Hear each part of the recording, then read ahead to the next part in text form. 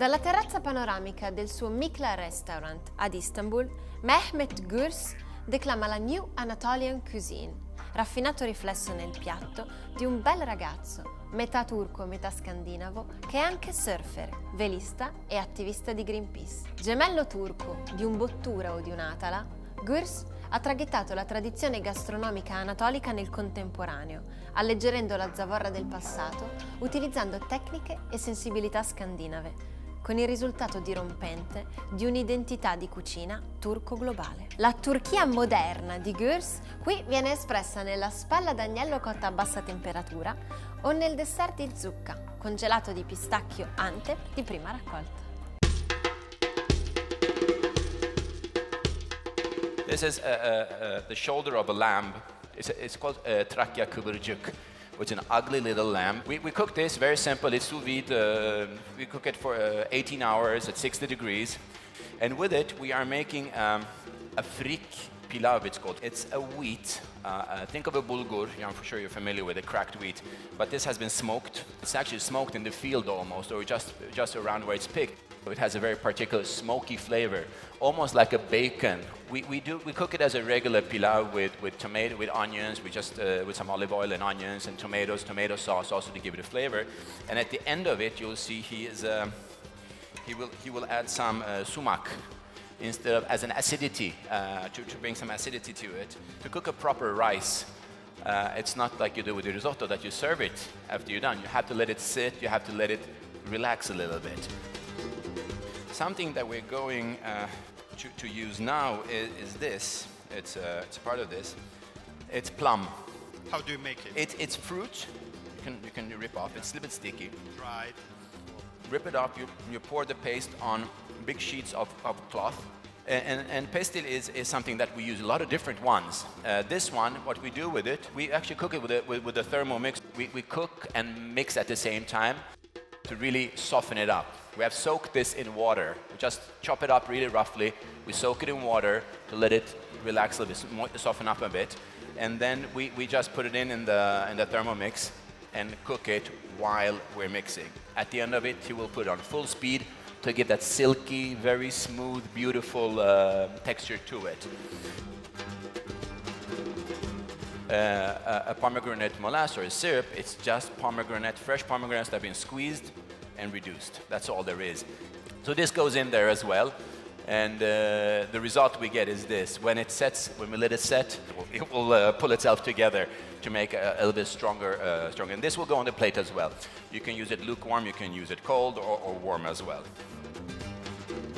What we do is we take the yogurt, you put it in a coffee filter, and you let it sit overnight until it's almost like a cheese. And then with it, we blend in a lot of sea salt, so it's very salty. And then to bring in the silkiness of it, some whipped cream. This is wheat that has been mixed with yogurt and fermented and then dried. So what we do with it here, again, we cook it. We cook this one. We blend it up first into a powder, to a fine powder. And then we put it through a sieve to get rid of some of the pieces of wheat that are still in there that would kind of play around too much with the texture. We want it more silky and smooth. And we cook it with a lamb stock, with a clear, simple lamb stock.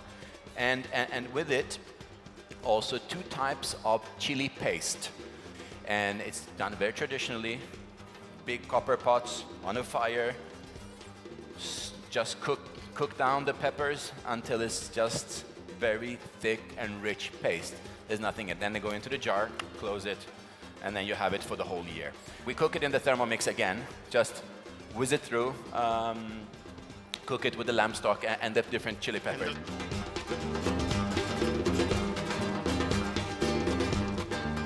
This is the lamb, and then you have the tarhana that's there, with the smoked bulgur, the salted yogurt, and a little bit of the pestil.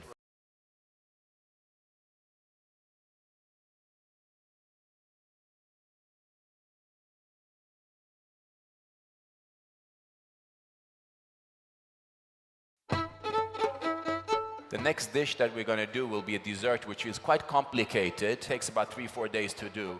So we have done a lot of the steps ahead. It's a dessert made with a pumpkin. There's a technique that's been used in Anatolia for centuries, and is to be able to cook something that's soft. If you would take a pumpkin and put it in a pot and cook it for a certain time, it would just dissolve.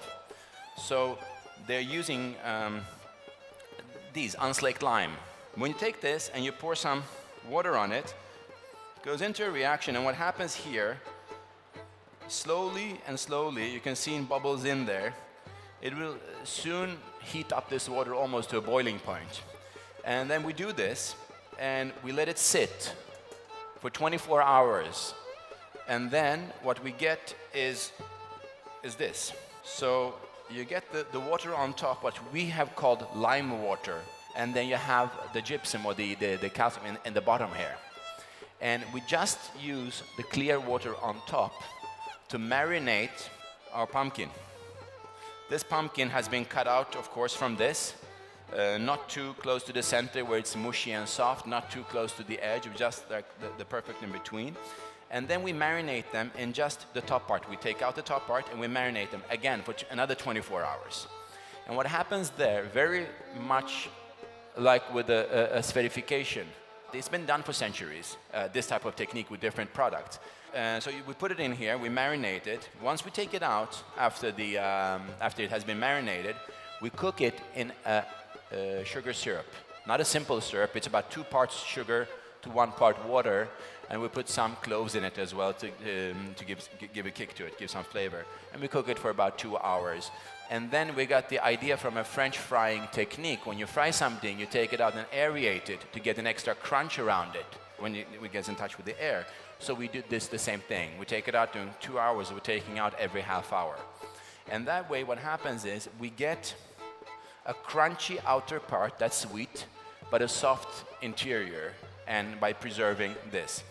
These are pistachios, right? Everybody's familiar with pistachios. These pistachios are called bird shit because of the size. This is just pureed early harvest pistachio. So anyway, we take that pistachio paste and we mix it with some milk, and then we freeze it down in the Pacojet container. So we do this ice cream with it. You do the pumpkin desserts here. And then we have just crushed pistachio. We have the pistachio ice cream. And then 2 more products. One is, it's a traditionally made sesame paste. This one has actually been roasted over a fire and then in a stone grinder, it ground out to be this. What we have here is the sesame paste, and then here we got the molasses.